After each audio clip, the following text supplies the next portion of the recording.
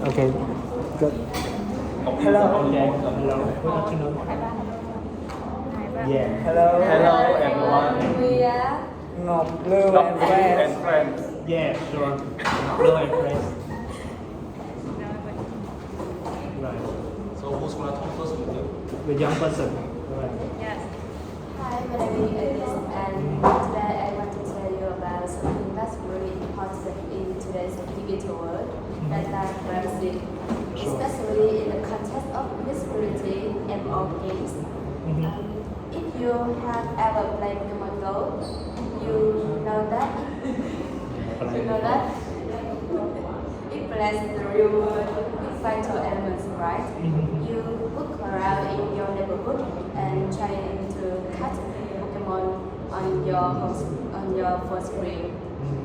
Well, now imagine a new MMO game that uses cameras to scan your environment for safety. But this data is also used to create detailed profiles of your living space, raising serious privacy concerns. Let me tell you a little bit about myself. I'm 20 years old, and like many of you, I use technology all the time. I play video games, I use social media, and I watch a lot of online content. So I really want to share you my thoughts on these issues. So here's the deal with this MMO game. When you play, the camera on your device scan everything around you. It's trusting like your furniture, the people in the room, pets, and even how you move while playing. At first, it's so harmless, right? But after all, it's supposed to make the game safer by making sure you don't hook into the game. But the problem is that this data gets stored, and over time, a company can create a detailed profile of your home environment.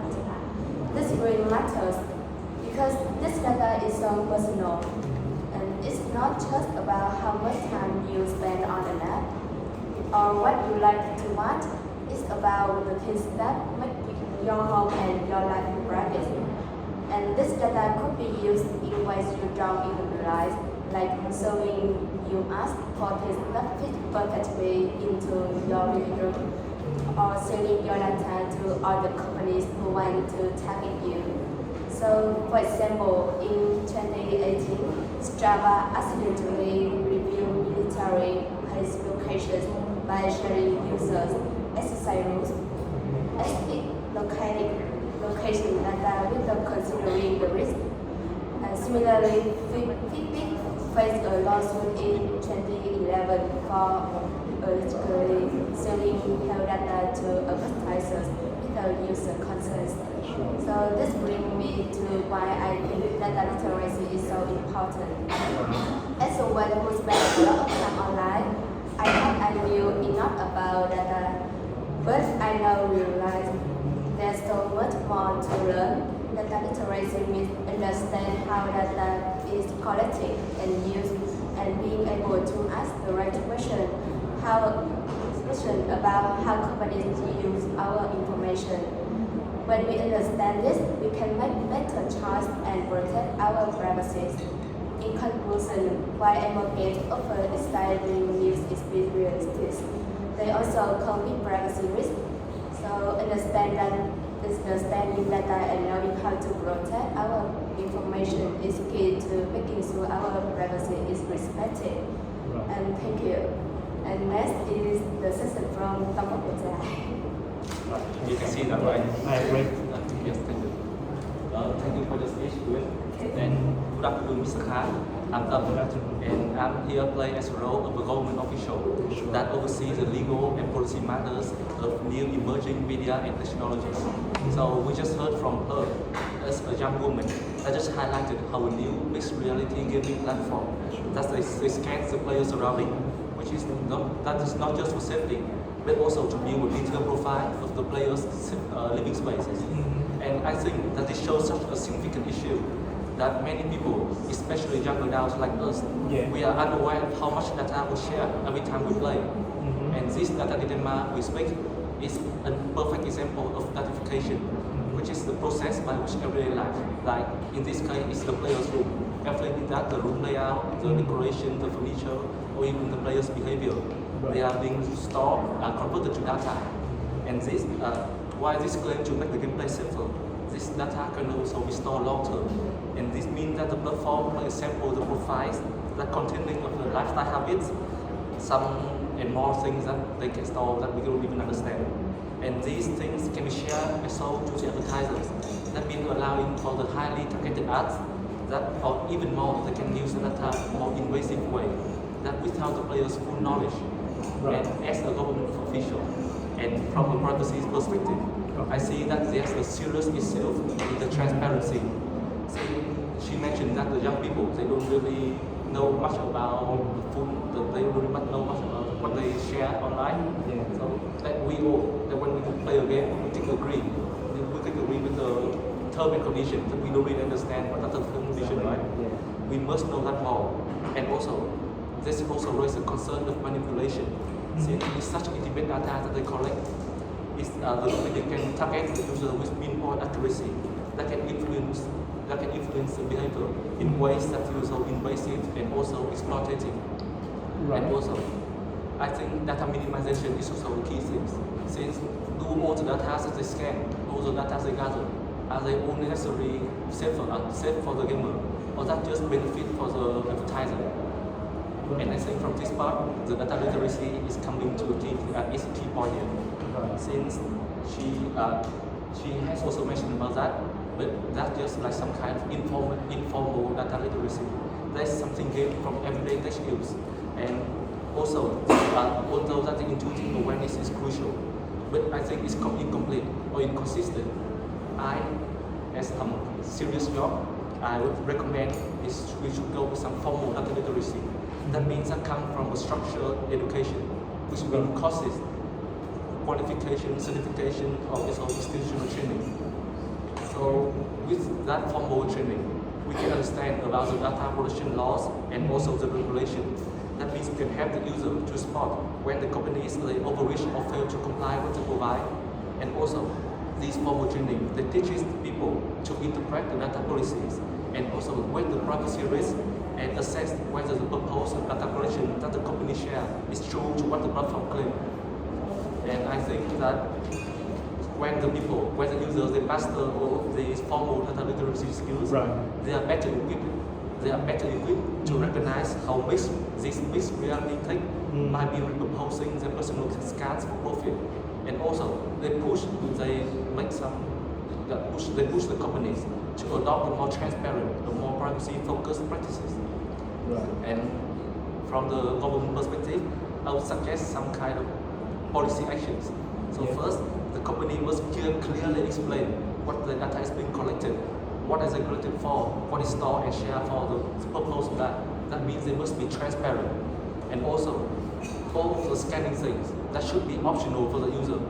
The user should be able to disable the environment scanning without harming or losing any essential features of the game. Right. And there must be penalties like some penalties, you understand, right? Penalties for non-compliance and also the obligations for the data breaches. These are vital to protect the citizens' rights. And I think that by implementing such stronger privacy protection and also promoting this formal data literacy, we can strike for the balance between the benefits of innovative gaming platform and also the ethical responsibility to safeguard the personal information of the gamers. And as policymakers, it's my responsibility to ensure the safety for the user, that encourage responsible technology development, and also to build a trust-based digital environment. And that's it for my presentation. And I'll pass it on to my team captain. Hello, Mr. Ka. Hello, everyone. Let me introduce myself first. My name is Ngọc, and I am a technology expert. And I am here to clarify one of the most important issues in digital age related to a new mixed reality gaming platform that's use built-in camera to map player environment. So, as Mr. Deng just mentioned before, data collection has created unwanted relations. But as a technology expert, for me, data collection will have many benefits, and I will show you in my presentation. When a user experiences in a virtual reality or mixed reality platform, they device this to use camera and sensor to scan the surrounding environment. This helps the system build a map of the space, thereby creating an interactive experience between the real world and the virtual world. The data that we collect are including environment data, for example, the location of floor, furniture, lighting, or space, the motion data like how user move, posture, or interact, and biometric data such as eye contact, eye checking, or hand checking, uses behavior data like the frequency of play from the users. Although this data sound harmless, but in fact it can reveal a lot about user without them knowing. For example, if an MR platform knows exactly how your furniture is arranged in your home, it can info your income level, lifestyle, or even your living habits. As a technology expert, I want to emphasize that this data is not only for commercial purpose, but also has important benefits like improve user experience. The environmental data have the MR platform operate smoothly, optimizing for its specific space and increase system accuracies. AI algorithms use this data to ensure more accuracy gesture recognition, movement, and interaction, and support safety when the user using the system can warn when the user is about to collide with the objects in the house. And so what is the problem here? The main concern that Queen and Tom mentioned before, that is the data privacy. So Google Maps use location data for faster directions from any one object. Self-driving car, for example, Tesla, also use camera to recognize their surrounding, but they say that that is the technology of the future. But why it is that when gaming platform they use similar technology to ensure player safety is considered an invasion of privacy. Therefore, as a responsible technology professional, I would like to set out two important principles that we are committed to. First of all, the data transparency and enhanced security. We believe that the user have the right to know that what data is being collected, how long it's being stored, and who can access it. And we have the clear policy. The data control belongs to the user.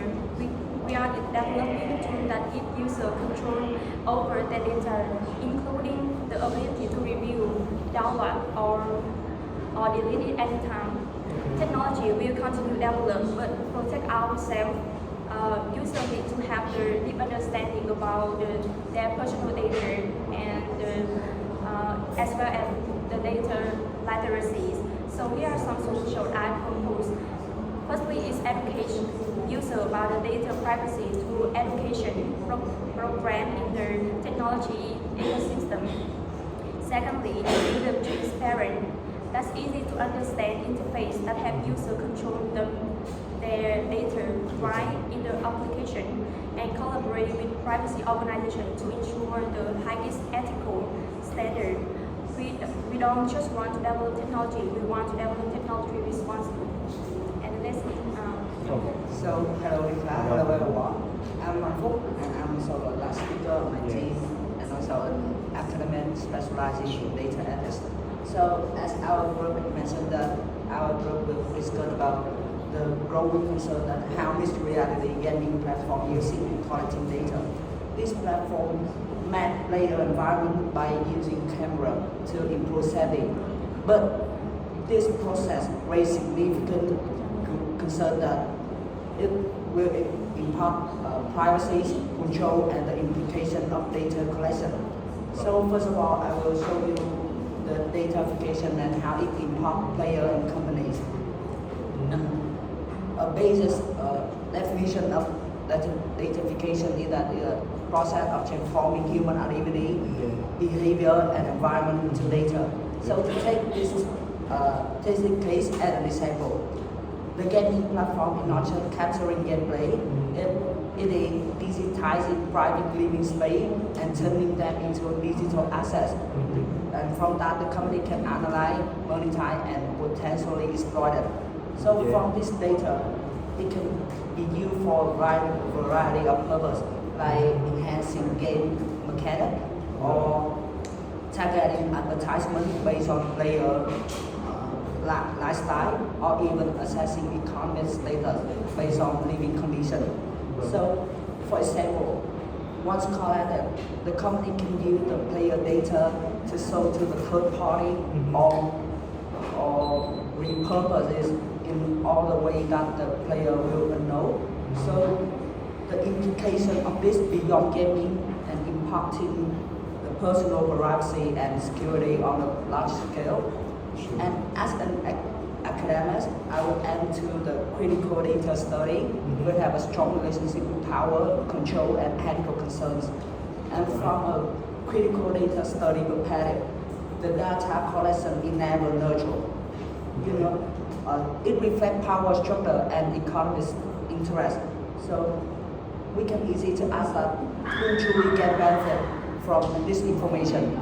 The corporation can insight valuable and that can allow them to set a consumer behavior and also refining marketing strategy or develop their business model. But while the users are often left unaware of how the data is being utilized, and the ethical concern revolve around consent, transparencies, and agencies. And do players have a real choice in opting out of this data collection, or are the company give a clear and understandable explanation of how the player data will be used? So, for instance, you can see that the term and condition are usually language, vague, and hard for players to read it and consider it clearly. So this creates an imbalance where companies hold the power, but the player have little control over their private information. And furthermore, the more data is collected, the more risk of surveillance and profiling increase. So the company can categorize players based on their living condition, behavior, or interaction, and that can lead to the potential discrimination and exclusion from some special service. Right. And without regulation and ethical oversight, datafication can become added to for reinforcing existing social and economic inequalities. So, as an academic, I will have a conclusion and advice for the player that users deserve transparency, control, and fairness in how the data is collected and used, and improving data literacy and critical examining that datafication practice are essential steps toward a more equitable digital future. And that is all of our presentation. Thank you for listening. Thank you. And welcome to all the questions.